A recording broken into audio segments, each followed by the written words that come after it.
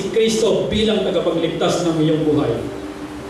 Sabi ng Bible, ikaw ay maliligtas.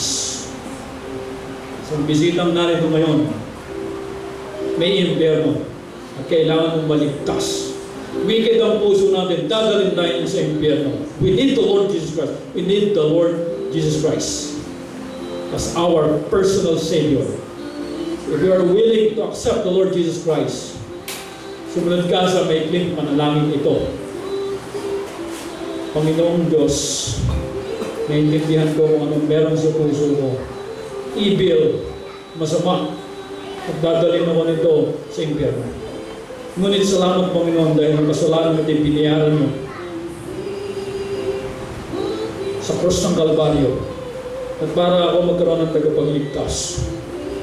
Right now, Panginoon, nagdidesisyon ako na tanggapin kayo at pagtiwalaan kayo ng buong puso na kayo lang ang makakayang makapagligtas ng aking buhay at magpapabago ng aking buhay. Kayo lamang. Salamat po. In Jesus' name.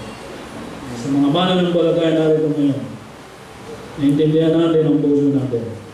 Sama-sama natin dalangin ang ating mga sarili. Nabantayan natin ang mga puso natin. Pumapalag yan. Bumubuga yan ang kasalanan.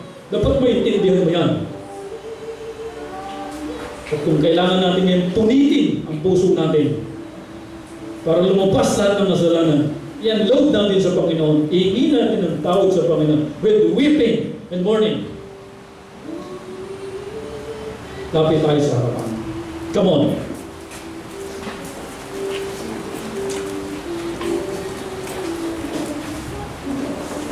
Napakadaya ng puso. Kaya dapat kay Panginoon tayong kinikilala at pinagtitiwalaan sa mga desisyon ng ating puso.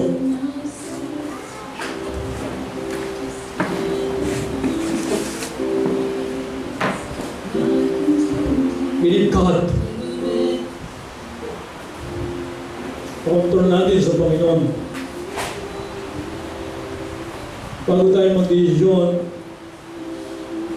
tignan muna natin kung kalooban ba ng Diyos o hindi. Hindi man sang-ayon ng ating kalooban sa kalooban ng Diyos. Sino bang mas magaling? Yung nararamdaman mo o yung salita ng Diyos? Yung nararamdaman mo, dinadaya ka lang yan. Kapag against the Word of God, yung gustong gawin ang desisyon ng puso mo.